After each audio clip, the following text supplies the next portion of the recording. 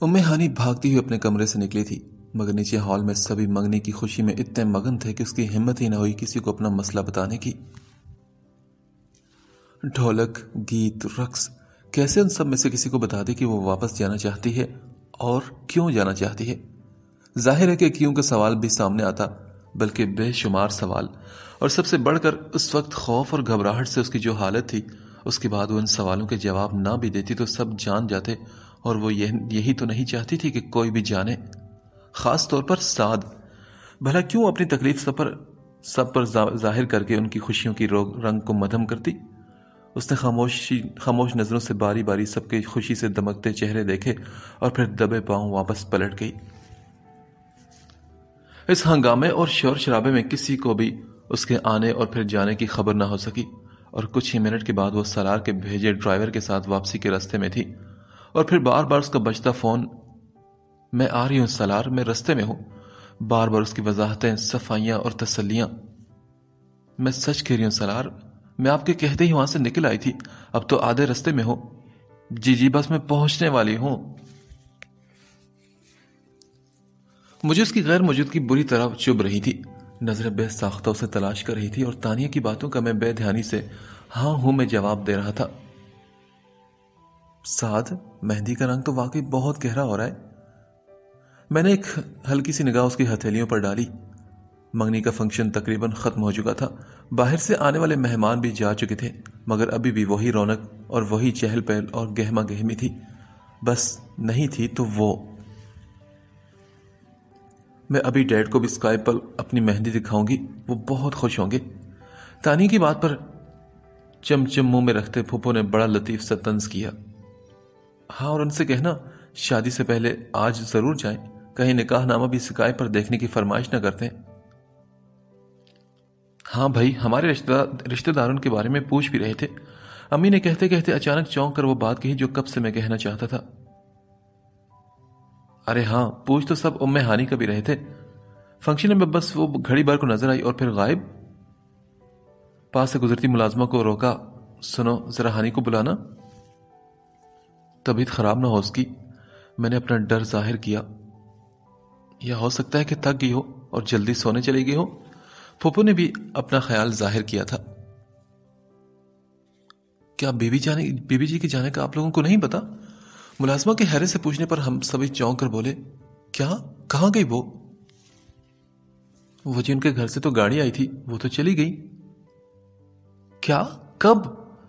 सभी हैरत से चौंक कर बोले थे। वो जी घंटे से तो ऊपर हो चुका है। मुझे लगा आप सबको पता होगा और वो बता के ही गई होंगी। भागते उसने कार से घर के अंदर तक का रास्ता तय किया था, मगर फिर दहलीज से उसके कदम जकड़ लिए। हाथ में भरा हुआ ग्लास लिए सलार सामने ही उसका मुंतजिर था। अगरचे उसका अंदाज पुरसुकून था, मगर यह तो सिर्फ उम्मे हानी ही जानती थी कि उसके सुकून में कितने तूफान छुपे हुए होंगे। उसने दरवाजे का सहारा लेकर अपनी हिम्मत जमा करने चाही, मगर हिम्मत, वो तो सलार को अपनी जानब कदम बढ़ाते देखकर ही जवाब दे रही थी। इतनी देर? उसके करीब आकर सलार ने धीरे से उसका गाल छुआ और वो डर कर पीछे हटी, मगर अब सलार ने उसका चेहरा अपने हाथ की गिरफ्त में मजबूती से ले लिया था। तुम्हें पता था ना कि मैं तुम्हारे बगैर एक पल कैसे गुजारता हूं, फिर क्यों गई थी तुम? वो आप ही ने तो कहा था जाने का ना। अपने चेहरे को उसके शिकंजे से निकालने की कोशिश करती उम्मे हानी ने कहा तो सलार उसके रुखसारों में अपने अंगूठे और उंगली का दबाव मजीद बढ़ाते हुए बोला, अगर मैं कहूंगा अभी मर जाओ तो क्या तुम मर जाओगी? देखें सलार, आपका फोन आते ही मैं निकल आई थी, रास्ते में देर। पर मेरा फोन आने के बाद क्यों? पहले नहीं आ सकती थी? मैं 2 दिन और फोन ना करता तो क्या तुम 2 दिन और ना आती? अगर मैं कभी ना बुलाता तो क्या तुम कभी ना आती? कुछ एहसास है तुम्हें कि ये वक्त मैंने कैसे गुजारा? अंगारों पर चलकर उम्मे हानी, अंगारों पर चलकर। ऐसा लग रहा था कि जैसे शीशे की अनगिनत किरचियां मेरे वजूद में खुब रही हूं और तुम वहां एंजॉय कर रही थी, है ना? उसके चेहरे को झटका देकर सलार ने उसे पीछे की तरफ धकेल दिया। मारे खौफ के उम्मे हानी का वजूद यूं भी बेजान सा हो रहा था। وہ بھربری مٹی کی طرح نیچے فرش پر جا گری۔ کیا یہ ہوتی ہے محبت؟ اسے کہتے ہیں وفا؟ یوں بنتے ہیں شوہر کے دکھ سکھ کا ساتھی؟ ایسے ادا کرتے ہیں اپنے شوہر کے حقوق؟ بولو۔ وہ ہتھیلیوں کے بل فرش سے اٹھنے کی ناکام سی کوشش کر رہی تھی، چہرے پر درد مگر آنکھیں اب بھی خشک اور ویران تھی۔ حق تو تب ادا ہوگا ام ہانی کہ جن جلتے ہوئے انگاروں پر میں چلا ہوں نا، تم بھی چلو۔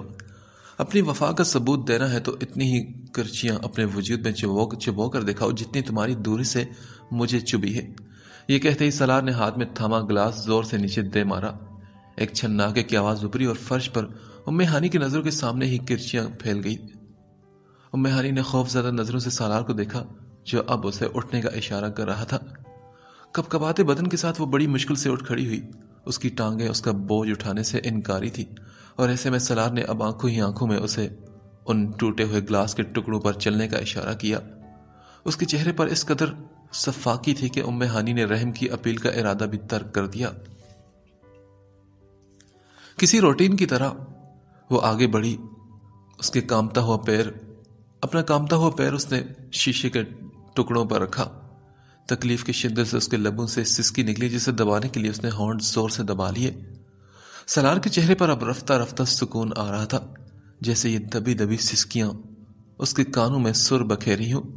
جیسے جیسے ام ہانی کے پیروں سے خون نکل رہا تھا، سالار کے تنے و اعصاب ڈھیلے پڑتے جا رہے تھے۔ سب لوگ اپنی اپنی باتیں کر رہے تھے۔ میرے کانوں میں سب کی آوازیں پڑ رہی تھی، مگر میں الگ تھلگ بیٹھا کسی سوچ میں گم تھا۔ آخر کچھ تو بتا کے گئی ہوگی، مجھے کسی نے خبر کیوں نہیں دی؟ ابو جھنجھلائے ہوئے تھے کیونکہ باوجود کوشش کے بھی فون پر اس کا رابطہ نہیں ہو رہا تھا۔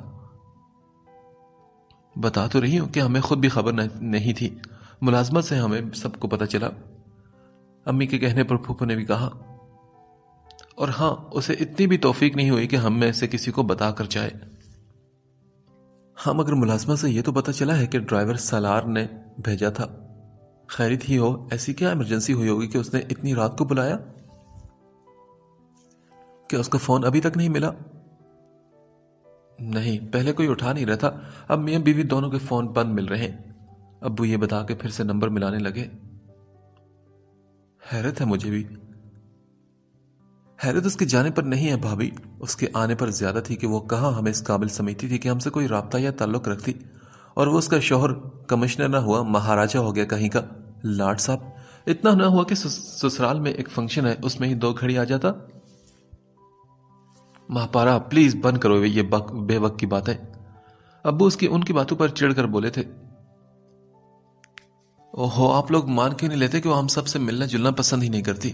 ساتھ کے زبردستی کرنے پر آ گئی، اس لیے منگنی کی رسم ہوتے ہی یہاں سے یہ جا وہ بھی ملے بغیر۔ تم عورتیں تصویر کا رخ صرف ایک ہی رخ کیوں دیکھتی ہو ہمیشہ؟ یہ بھی تو ہو سکتا ہے کہ خدا نخواستہ کوئی ایمرجنسی ہو، پتہ تو کرنا چاہیے نا۔ آخر میں ایک جھٹکے سے اٹھ کھڑا ہوا۔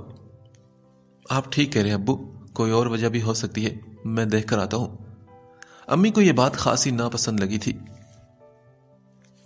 تم دن تو ٹھیک سے نکلنے دو، ابھی تو اذان ہوئی فجر کی، ایسی بھی کیا جلدی؟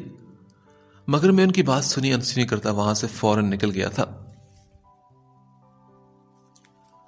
درد کی شدت سے اس کی رنگت زرد پڑ چکی تھی، مگر آنکھیں اب بھی خوش تھی۔ وہ کسی بت کی مانند بیڈ سے ٹیک لگائے بیٹھی تھی، اور اس کا زخمی پیر سامنے بیٹھے سالار کی گود میں تھا، جو اب بہت محبت اور نرمی سے اس کے تلوؤں سے رستا خون صاف کرتا کہہ رہا تھا۔ کتنا خون نکلا ہے ضدی لڑکی، ہمیشہ خود کو نقصان پہنچانے والی حرکتیں کرتی ہو نا، میری بات مان یا کر تو یہ سب کبھی نہ ہو۔ اس کے سہلانے پر ہانی کے لبوں سے ایک سسکی نکلی تو سالار کے چہرے پر جیسے امید کی جوت جاگی۔ وہ پھر سے اس کے زخموں کا معائنہ کرنے لگا۔ لگتا ہے شیشے کا کوئی ٹکڑا تمہارے پیر میں ہی رہ گیا ہے۔ اور یہ کہتے اس نے ایڑی کے پاس گوشت میں دھنسی وہ کرچی کھینچ کر نکالی۔ ام ہانی درد سے کراہ اٹھی اور درد کی شدت کو دبانے کے لیے دونوں مٹھیوں میں کمبل کو دبوچ لیا۔ سالار بہت ہی مزے سے اس کی یہ حالت دیکھنے لگا، جیسے کوئی دلچسپ نظارہ ہو اس کے سامنے۔ مجھے وہ پہلی ملاقات یاد آ گئی ہانی، تب بھی تو تمہارے پیر میں ایسے ہی چوٹ لگی تھی نا، میں نے ایسے ہی تمہارے پیر کو ہاتھوں میں لے کر تمہارا زخم صاف کیا تھا، تب بھی تمہیں ایسے ہی تکلیف ہو رہی تھی، شاید اس سے کم، مگر تب تم رو رہی تھی ام ہانی بے تحاشا، اور تمہارے آنسو میرے دل پر گر رہے تھے۔ میرے دل کا وہ حصہ آج تک گیلا ہے۔ اس کے باوجود ایک تشنگی اور ایک خواہش مزید بھیگنے کی۔ مجھے لگا کہ تم میری زندگی میں آؤ گی تو اپنے آنسو سے میری ساری تشنگی دور کر دو گی، مجھے جلد تھل کر دو گی، مگر بات کرتے ہوئے اچانک اس کے چہرے پر پھر وہی خوفناک تاثرات آئے تھے۔ ایک جھٹکے سے اس نے ام ہانی کا پیر پرے کیا۔ مگر تم روتی ہی نہیں ہو؟ تم تو اتنی بنجر ہو گئی ہو جتنی میری زندگی، تم مجھے کیا سیراب کرو گی؟ کہاں گے تمہارے وہ آنسو جن پر میں فدا ہوا تھا؟ ورنہ تم ایسا کیا ہے جو سالار اعظم تمہیں اپنی زندگی میں شامل کرتا؟ اس کی بات پر ام ہانی کی آنکھیں دہشت کے مارے پھیل گئی۔ سالار اس کے قریب آیا اور بولا، رو نہ ہانی، تھوڑا سا کچھ تو رو لو۔ اب کی بار وہ باقاعدہ منت کرنے لگا، دیکھو کوئی نہیں یہاں میرے سوا، اور تمہارے آنسو کو دیکھنے والا بھی کوئی نہیں۔ اس کے قریب آنے پر وہ پیچھے کی طرف کھسکی، مگر وہ اور بھی آگے بڑھتا ہوا کہتا رہا، پتہ ہے میں نے سارے ملازموں کو بھی بھیج دیا ہے، صرف میں ہوں اور میرے سامنے رونے میں کیسی شرم؟ کیوں ستاتی ہو تم مجھے اور خود کو مشکل میں کیوں ڈالی ہو؟ تم روتی کیوں نہیں؟ مجھے ہی کیوں رلاتی ہو؟ اب کی بار وہ گڑ گڑا کر بولا، آخر اور کیا کروں کہ میں تمہارے آنسو دیکھنے کے لیے؟ وہ اس کی گود میں سر رکھے سسک رہا تھا اور ام ہانی خوف سے پتھر کی آنکھوں کے ساتھ اسے دیکھتی جا رہی تھی۔ اچانک اس نے روتے روتے اپنا سر اٹھایا اور ام ہانی کو زوردار تھپڑ دے مارا۔ کب رو گی تم؟ آخر کب؟ وہ زور سے چلایا۔ کس کے لیے سنبھال کے رکھیں یہ آنسو؟ کیا تم میرے مرنے پر رو گی؟ اور ساتھ ہی اسے وہ بے تحاشا مارنے لگا تھا۔ گیٹ کے سامنے رکتے ہی مجھے کوے کی آواز سنائی دی۔ میں نے نظر اٹھا کر اوپر دیکھا تو گھر کے اوپر اڑتے کووں کے غول ماحول کی نحوست میں اضافہ کر رہے تھے۔ مجھے ایک دم گھبراہٹ سی ہوئی، سر جھٹک کر میں آگے بڑھا۔ اس روز کی نسبت آج کوئی ملازم مجھے نظر نہیں آ رہا تھا۔ ہر طرف ایک ویرانی کا عالم تھا۔ میری نظر سالار کی تصویر پر جا ٹھہری۔ ماحول کی نحوست اپنے عروج پر تھی۔ ایک نفرت بھری نظر اس کے شفاف چہرے پر ڈال کر میں بلند آواز میں پکارنے لگا، ہنی۔ میری یہ آواز سناٹے میں گونج کر رہے گی، مگر کوئی ریئیکشن مجھے سامنے نظر نہ آیا۔ حیران ہوتے ہوئے میں نے سیڑھیوں کی طرف قدم بڑھائے اور ہر قدم کے ساتھ اسے پکارتا گیا۔ ہر پکار کے ساتھ میری بیتابی اور وحشت بڑھ رہی تھی۔ ہنی، کوئی ہے یہاں پر؟ ہیلو۔ کسی کے نہ ہونے کا احساس بھی تھا اور یہیں کہیں اس کے ہونے کا احساس بھی۔ ایک لمبے کوریڈور کے دونوں طرف بہت سے بند دروازے تھے۔ میں اب سوچ رہا تھا کہ پہلے کس دروازے پر دستک دوں کہ تبھی داہنی طرف کے تیسرے دروازے کو تھوڑا سا کھلا پا کر میں نے پہلے اس کمرے میں جھانکنے کا فیصلہ کیا۔ ابھی میرا ہاتھ دستک کے لیے اٹھا ہی تھا کہ اندر سے آتی ام ہانی کی سسکی کی آواز پر میں بیتابانہ اندر داخل ہوا۔ وہ اس وقت بیڈ پر تھی، نڈھال بدحال، اس کے ہونٹوں سے رستا خون، رخساروں پر تماچوں کے نشان، بکھرے بال اور بائیں آنکھ سوج کر نیلی پڑتی ہوئی۔ ہنی، یہ کیا ہو تمہیں؟ میرے روم روم اور نس نس میں درد کی لہریں شدت سے ابھرنے لگی۔ کس نے کیا تمہارا یہ حال؟ بولو ہنی، بولو۔ تکلیف کی شدت سے اگر اس کا بدن لرز رہا تو میری آواز بھی کپ کپا رہی تھی۔ ہنی بتاؤ نا پلیز۔ سالار نے۔ میں نے اس کے ٹھنڈے ہاتھ تھام لیے تھے۔ وہ خاموش تھی مگر اس کی آنکھوں کی بے بسی نے میرے سوال کا جواب دے دیا تھا۔ میں غصے میں اٹھا، مگر کیوں؟ کس لیے؟ اور تم نے کسی کو بتایا بھی نہیں؟ کیوں ہوں؟ ایک بار بتاتی تو صحیح، تم بلاتی تو صحیح ایک بار، مجھے نہ صحیح کسی اور کو تو صحیح، کسی کو تو ہنی۔ کیسے بتاتی سعد؟ بہت دقت کے ساتھ وہ کہنے لگی۔ اور کس کو بتاتی؟ انہیں جن کے سامنے ڈٹ کر میں کھڑی ہوئی تھی سالار کے لیے۔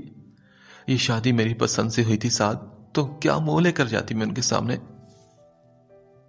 نہیں، بکواس ہے یہ سب۔ کیا فرق پڑتا ہے اس سے؟ شادی پسند سے کرنا کوئی اتنا بڑا جرم نہیں کہ اس کی یہ سزا ملے، اور وہ بھی چپ چاپ تم بھگتو۔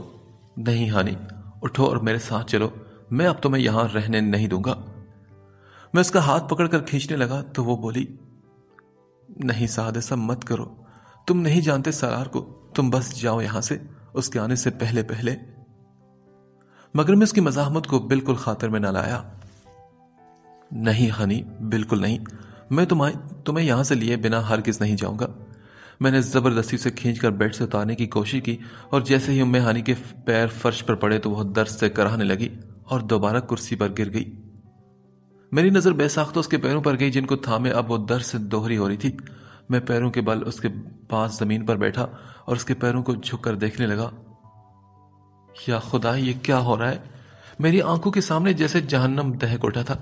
میں نے ایک نظر اس کے جھکے ہوئے چہرے پر ڈالی اور پھر فیصلہ کن لہجے میں کہا، اب میں تمہیں ساتھ چلنے کا نہیں کہوں گا ہنی، اب ساتھ لے کر جاؤں گا، اور وہ بھی زبردستی۔ نہیں زاد، اگر سالار کو پتا چلا تو؟ مگر میں نے اس کی کوئی بات نہ سنی اور احتیاط سے اسے اپنے بازو میں اٹھا کر باہر نکلنے لگا۔ سعد، اسے مت کرو، مت لے کر جاؤ مجھے پلیز۔ بس ہنی چپ، اب ایک اور لفظ نہیں۔ ماہپارہ پھپھو جھنجھلاتی اور بڑبڑاتی بڑے دادا کے کمرے سے نکلی تھی۔ روز ہی ایک نیا تماشا ہوتا ہے اس حویلی میں، اب گھر ہے کہ مہمانوں سے بھرا پڑا ہے، اور یہاں پر دیکھو تو۔ خود سے باتیں کرتے ہوئے چلتے چلتے رکی تھی، کیونکہ میں اسی طرح ام ہانی کو گود میں اٹھائے کار سے نکال کر یہاں تک لایا تھا اور اب پھپھو کو دیکھ کر اسے صوفے پر بٹھانے کی کوشش کر رہا تھا۔ وہ حیرت سے ام ہانی کی حالت کو دیکھ رہی تھی، اور پھر جب میں نے ہنی کو صوفے پر احتیاط سے بٹھا کر اس کے زخمی پیر اوپر کر کے رکھے کہ کہیں فرش سے چھونے پر ان سے دوبارہ خون نہ رسنے لگے تو پھپھو کی چیخ نکل گئی۔ ہانی! وہ تیر کی طرح لپک کر اس کے پاس پہنچی اور اسے ساتھ لپٹا کر رونے لگی۔ بھابھی، بھائی صاحب، یہ دیکھیں ہانی، کس نے کی تمہاری یہ حالت؟ ساتھ تم کچھ بتاتے کیوں نہیں؟ وہ چیخ چیخ کر روتے ہوئے ساتھ ساتھ ہانی کا چہرہ ٹٹول ٹٹول کر دیکھ رہی تھی۔ ان کا ایسا شدید ری ایکشن میرے ساتھ ساتھ ہانی کے لیے بھی بالکل غیر متوقع تھا۔ وہ بھی گنگ ہو کر انہیں بین کرتی دیکھ رہی تھی۔ کیڑے پڑے مردار کو، کہیں منہ دکھانے کے لائق نہ رہے، کیا حال کر دیا اس نے۔ اب وہ سالار کو کوس رہی تھی۔ کچھ ہی دیر میں حویلی بھر میں یہ خبر آگ کی طرح پھیل گئی۔ سبھی ایک شوق کی کیفیت میں تھے۔ امی نے ام ہانی کا لباس تبدیل کروایا تھا، منہ ہاتھ بھی دھلوا چکی تھی۔ ابو ڈاکٹر کو لا کر اس کا معائنہ کرا چکے تھے اور اس وقت وہ بیڈ پر سب کے درمیان شوق کی کیفیت میں تھی۔ پھپھو اس کے پیروں پر مرہم لگاتے مسلسل رو رہی تھی۔ بھابھی دیکھیں تو ذرا، ہم یہاں رشک کرتے رہے ام ہانی کی قسمت پر، اور یہ دیکھیں، وہ تو پڑھا لکھا جاہل نکلا انسان۔ صرف جاہل؟ اب تک خاموش کھڑی تانیہ غصے سے کہہ اٹھی، جنگلی بلکہ وحشی جانور، اگر ساتھ نہ پہنچتا تو پتہ نہیں ہانی کا کیا حال ہوتا۔ اتنا ظلم میری پھول سی بچی پر۔ ابو بھی ٹوٹے ہوئے لگ رہے تھے۔ سالار جیسے شخص سے میں اس کی بالکل امید نہیں رکھتا تھا۔ سعد، کیا تم سالار کی اجازت سے اسے لائے ہو؟ امی نے بالکل عجیب سا سوال کیا تھا۔ مجھ سمیت سبھی نے انہیں عجیب نظروں سے دیکھا، اور ام ہانی نے بھی۔ کیا کہہ رہی ہیں آپ امی؟ اجازت؟ میں غصے میں کہہ اٹھا، امی، ہنی اس کی کوئی پراپرٹی نہیں، اور ویسے بھی اتنا کچھ ہونے کے بعد میں اسے وہاں کیسے رہنے دیتا؟ پر ساتھ بیٹا، وہ اتنا اثر و رسوخ والا بندہ ہے، اگر دشمنی پر اتر آیا تو؟ امی کی پریشانی پر پھپھو الٹ پڑی تھی۔ واہ بھابھی، تو ہم کیا کسی گرے پڑے خاندان سے ہیں جو ہماری بچی کے ساتھ کچھ بھی کر جائے؟ یا خدا نہ ہنستا ہماری لڑکی میں کوئی عیب ہے جو ہم منہ بند کیے آنکھیں پھاڑے اسے جہنم میں جلتا دیکھتے رہیں؟ میں نے یہ نہیں کہا۔ امی سب کا غصہ بھانپ کر فوراً ہی شرمندہ ہو گئی تھی۔ میں تو صرف اتنا کہہ رہی تھی کہ بہرحال وہ اس کا شوہر ہے، اس سے پوچھ کے نہ صحیح، مگر لانے سے پہلے اس کے علم میں تو یہ بات لے کر آتے کہ تم اسے لے کر آ رہے ہو۔ کیسی باتیں کر رہی ہو تم نائلہ؟ اگر سعد اس کو بتا دیتا تو کیا وہ لانے دیتا اسے؟ ابو نے بھی خفگی سے کہا۔ ویسے حد کرتی ہو تم کیا چاہتی ہو کہ سعد وہاں اسے مرنے کے لیے چھوڑ دیتا؟ دیکھیں رضوان، آپ میں سے کوئی بھی اس بات کو سمجھ نہیں رہا۔ ہم نہیں جانتے کہ اصل معاملہ کیا تھا اور کیا ہوا تھا ان دونوں کے درمیان۔ دیکھیں، تالی ایک ہاتھ سے تو نہیں بجتی نا۔ کیا کہا آپ نے امی؟ میں اٹھ کر کھڑا ہو گیا اور امی کو بھی شاید احساس ہو گیا تھا کہ وہ بے موقع بات کر بیٹھی ہیں۔ میرا مطلب ہے ساتھ کے ضرور میاں بیوی کا جھگڑا ہوا ہوگا نا؟ سو واٹ امی، تو کیا جھگڑے میں اسے یہ حق حاصل ہو گیا کہ وہ ہانی کے ساتھ ایسا غیر انسانی سلوک کرے؟ اور ہنی آپ کے ساتھ سامنے پلی بڑھی ہے، کیا آپ کو لگتا ہے کہ اس سے کبھی کوئی ایسا قصور ہو سکتا ہے جس پر یہ اس سزا کی مستحق ہو؟ میرے تیور دیکھ کر امی نے بات کا رخ موڑنا چاہا، پر ٹھیک ہے نا، کم از کم اب تو اسے اطلاع دے دو کہ اس کی بیوی خیریت سے یہی ہے، کہیں اسے گھر نہ پا کر وہ کچھ الٹا سیدھا نہ سوچ لے۔ 2 گھنٹے بعد وہ گھر لوٹ آیا تھا۔ آفس میں اتنا بیٹھنا بھی اس کے لیے 2 بھر ہو گیا تھا۔ بار بار یہ خیال آتا کہ اسے نہ پا کر وہ رو رہی ہوگی۔ اس کی آنسو کی کشش اسے دوبارہ گھر کھینچ لائی تھی۔ ام ہانی، میں آ گیا میری زندگی۔ اس کے ہاتھ میں کچھ سامان بھی تھا اور ایک پھولوں کا گلدستہ بھی۔ سیڑھیاں چڑھتے ہی وہ پوری ترنگ میں پکارتا جا رہا تھا، دیکھو تو میری زندگی میں تمہارے لیے کیا لایا ہوں۔ اس کے مزاج کی مستی اور بہکے قدم اس کے نشے میں ہونے کی گواہی دے رہے تھے۔ میں بہت سارے رنگ لایا ہوں تمہارے لیے، آج ایک عرصے بعد تم میری تصویر بناؤ گی پھر سے۔ دروازہ کھولتے ہوئے مسکرایا تھا، سرپرائز! مگر پھر کمرے کو خالی پا کر وہ وہیں خاموش ہو گیا۔ ام ہانی، کہاں ہو تم؟ سارا دن گزر گیا، نہ سالار نے کوئی خبر لی، نہ آپ میں سے کسی نے اسے فون کرنا تک گوارا کیا ہے۔ ایسا کب تک چلے گا آخر؟ رات کو میں ہانی کے کمرے میں اس کی خیریت دریافت کرنے آئے تو سب پھر سے اسے اپنے گھیرے میں لیے بیٹھے تھے۔ نائلہ، اگر بقول تمہارے ہانی اس کی بیوی اور ذمہ داری ہے تو اسے خود فکر ہونی چاہیے نا کہ وہ کہاں ہے۔ اس نے فون کیوں نہیں کیا ابھی تک؟ ابو صبح کی طرح اب بھی امی پر ناراضی جتلا رہے تھے اور امی شاید دوبارہ تازہ دم ہو کر نئے دلائل کے ساتھ آئی تھی۔ رضوان، وہ بھی تو یہی سوچ رہا ہوگا کہ آپ اسے انفارم کریں گے۔ ایسی ضد اور انا میں بچی کی زندگی برباد نہ ہو جائے کہ میں کہہ رہی ہوں آپ سے۔ تو بھابھی، اب اس کی بربادی میں اور کون سی کسر رہ گئی ہے بتائیں مجھے۔ پھپھو کی تلخی پر میں سلگ اٹھا۔ کچھ نہیں ہوا ہنی کی زندگی کو، نہیں برباد ہوئی اس کی زندگی، اور وہ شخص اتنا امپورٹنٹ نہیں کہ اس کی وجہ سے ہنی کی زندگی پر کوئی اثر پڑے۔ میری باتوں پر امی کی پیشانی پر بھی سلوٹیں پڑ گئی تھی۔ ساتھ کچھ دن ملک سے باہر رہنے سے کیا تم اس ملک اور معاشرے کی روایات کو بھول گئے ہو؟ ماحول گرم ہوتے دیکھ کر تانیہ نے اپنے تئیں بات کو سمیٹنا چاہا، یہ کہہ کر کہ اس طرح بحث کرنے سے کیا فائدہ، آپ لوگوں نے ابھی تک پولیس میں رپورٹ کیوں نہیں کرائی؟ اس نے تو اپنی سادگی میں اس بحث کو سمیٹنا چاہا تھا، مگر نہیں جانتی تھی کہ وہ ایک نیا پنڈورا بکس کھول رہی ہے۔ کیا تھا کہا تم نے؟ پولیس؟ جی بالکل، یہ تو سیدھا سادہ پولیس کیس ہے۔ تانیہ، تم بھی حد کرتی ہو، امی نے ناگواری سے تانیہ کو گھورتے ہوئے کہا۔ کیا اب خاندان کی عزت کو بیچ چوراہے پر لے آئیں گے ہم؟ اخباروں کی زینت بنائیں گے؟ پہلے ہی لوگ کیا کم تماشا لگا رکھتے ہیں؟ مگر یہ تو زیادتی ہے کہ صرف عزت کی خاطر آپ ایک لڑکی کی زندگی کو یوں۔ بس تانیہ، تمہیں اس معاملے میں بولنے کا کوئی حق نہیں۔ امی نے اسے واضح اور دو ٹوک انداز میں روک دیا تھا بات کرنے سے۔ اور تم تو ابھی بچی ہو، ان معاملات میں دخل دینے کی تمہاری نہ عمر ہے اور نہ ہی سمجھ، ہماری روایت کو بھی تم نہیں جانتی۔ امی کی ڈانٹے پر تانیہ خاموش تو ہوگی، مگر پھر اسی خاموشی کے ساتھ کمرے سے نکل بھی گئی۔ اس کے جانے کے بعد امی نے مجھے کہا، ساتھ سمجھاؤ اسے کچھ۔ ویل امی، بات پولیس تک جائے گی یا نہیں، یہ فیصلہ کرنا ابو اور بڑے دادا کا کام ہے، مگر ایک فیصلہ میرا بھی ہے، اور وہ یہ کہ ہنی اب وہاں نہیں جائے گی۔ میں اسے ایک ذہنی بیمار شخص کے ہتھے نہیں لگنے دوں گا۔ میرے مضبوط لہجے پر جہاں ام ہانی کے وحشت زدہ چہرے پر ایک سکون کی ہلکی سی لہر آئی تھی، وہیں امی کے چہرے پر ایک گہری تشویش اور پریشانی چھلکنے لگی تھی۔ تانیہ اس وقت آنگن میں رکھے بانس کے پیڑے پر اکیلی بیٹھی تھی، بنا پیچھے مڑ کر دیکھے ہی صرف مجھے آہٹ سے پہچان کر وہ پوچھنے لگی، کیا ہانی کی انکوائری ختم ہوئی یا ابھی بھی سب اسے گھیر کر بیٹھے ہیں؟ نہیں تانیہ، سب کی کوشش ہے کہ اس پر زبردستی اپنی اپنی سوچ ٹھونسی جائے۔ میں غصے میں کہتا اس کے برابر کھڑا ہو گیا تھا۔ امی نے باری باری سبھی رشتہ داروں کو اسے سمجھانے کے لیے بھیجا ہے تاکہ پریشر میں لا کر اسے سمجھوتے پر مجبور کر سکے، اور یہ کہ ضد سے صرف اس کی زندگی خراب ہوگی۔ اسے سب کچھ بھلا دینا چاہیے، صبر سے کام لینا چاہیے، محبت، نرمی اور وفا سے شوہر کا دل جیتنا چاہیے، وغیرہ وغیرہ۔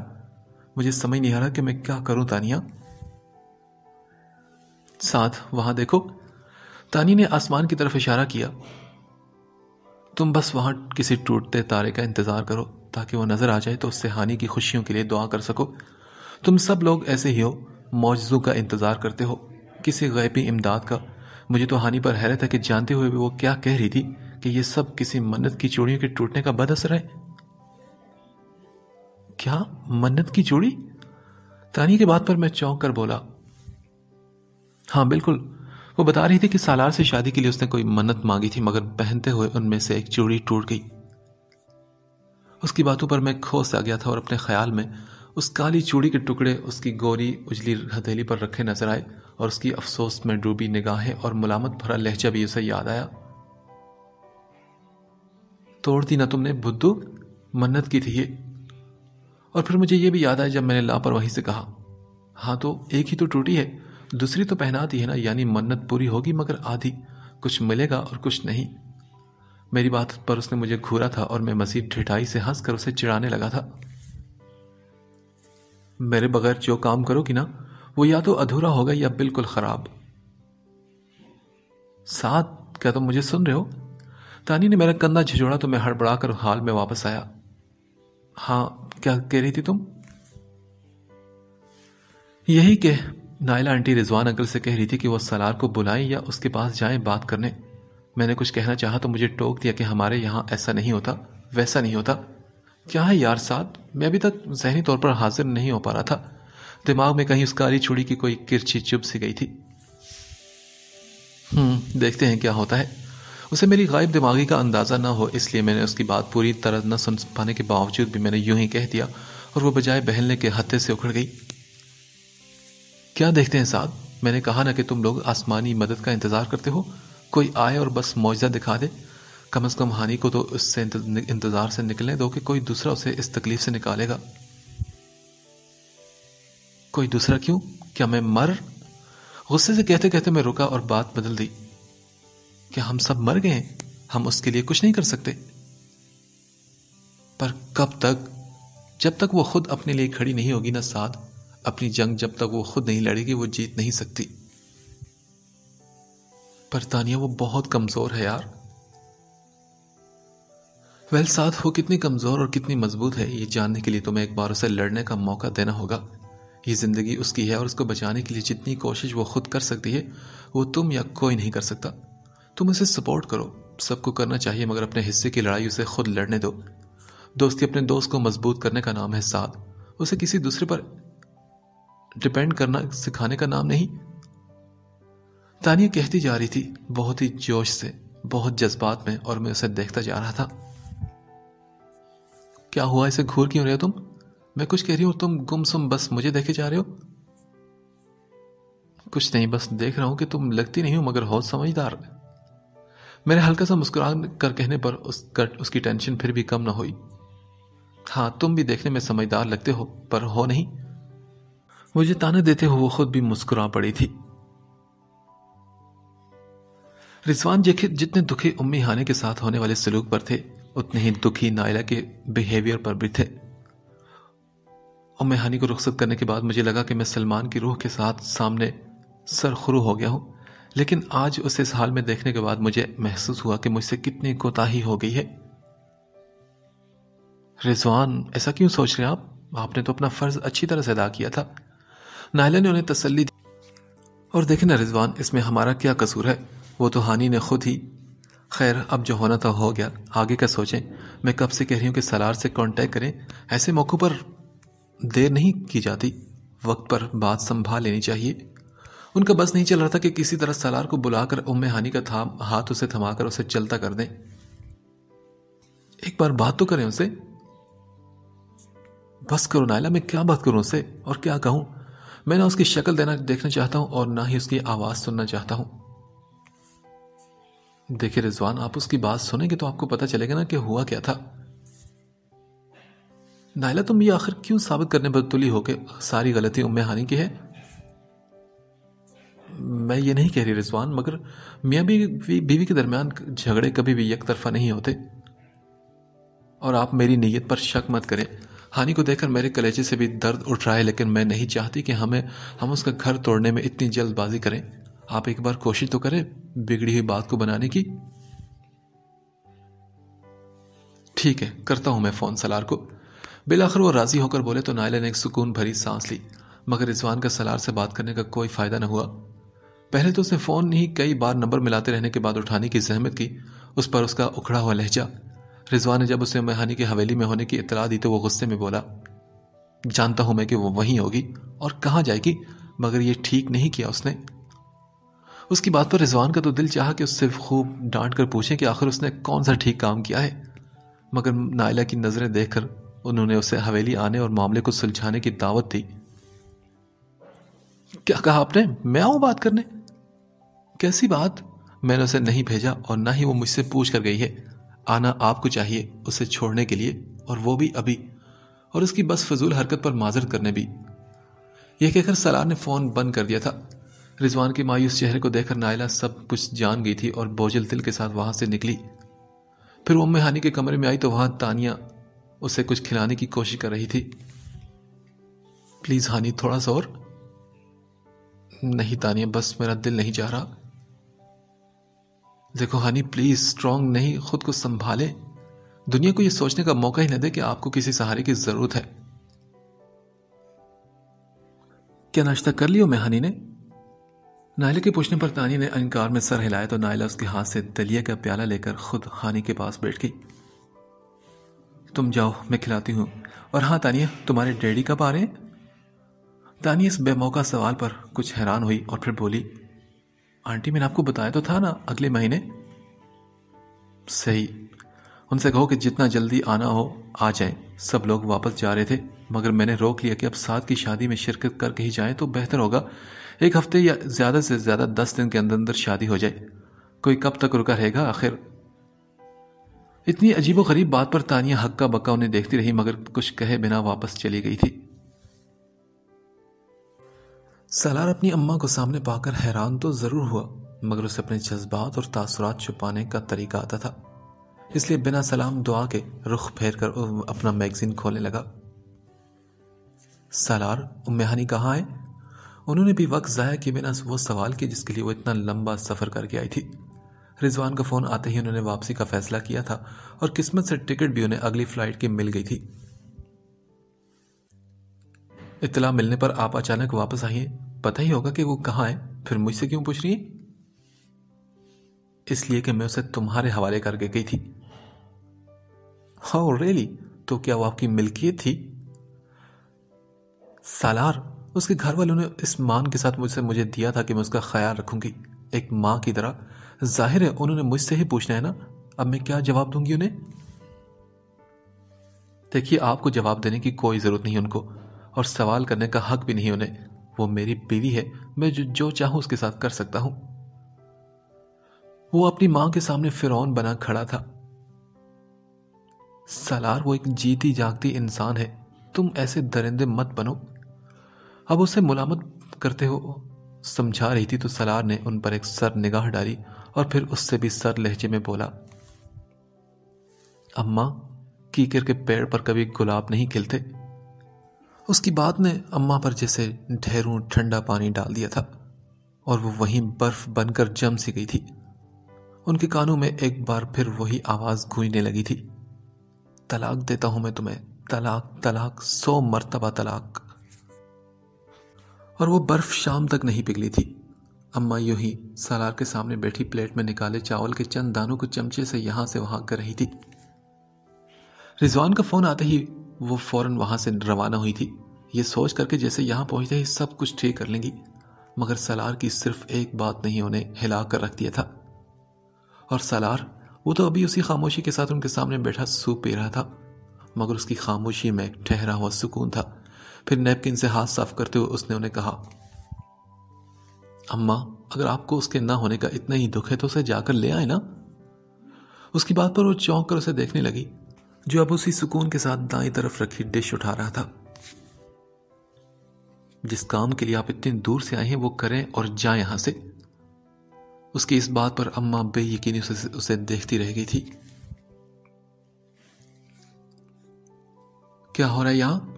تانی کو لیپ ٹاپ پر جھکے دیکھ کر میں نے پوچھا۔ کچھ نہیں، ڈیڈی سے بات کری تھی، وہ تمہارا بھی پوچھ رہے تھے اور میں نے انہیں کہہ دیا ہے جلد سے جلد آنے کا، شاید پرسوں یا اس سے اگلے دن وہ آ جائیں۔ تانی کی بات سن کر میں بوجھل سا ہو کر اس کے پاس بیٹھ گیا۔ سعد، میں جانتی ہوں کہ تمہیں اچھا نہیں لگ رہا ہوگا ان حالات میں شادی کے بارے میں سوچنا، میں بھی نہیں چاہتی، مگر آنٹی نے پتہ نہیں کیسے ڈیڈ کو کنونس کر لیا ہے، انہیں بھی آئیڈیا اچھا لگا ہے جلد شادی کرنے کا۔ اچھا صحیح، لیکن سعد اگر تم اچھا نہیں فیل کرے تو میں انہیں کہہ دیتی ہوں کہ وہ انکل رضوان سے بات کر لیں۔ اس کی بات پر میں نے غور سے دیکھا۔ تمہیں ایسا کیوں لگتا ہے تانیہ کہ میں اچھا محسوس نہیں کر رہا؟ ظاہر ہے وہ تمہاری دوست ہے نا۔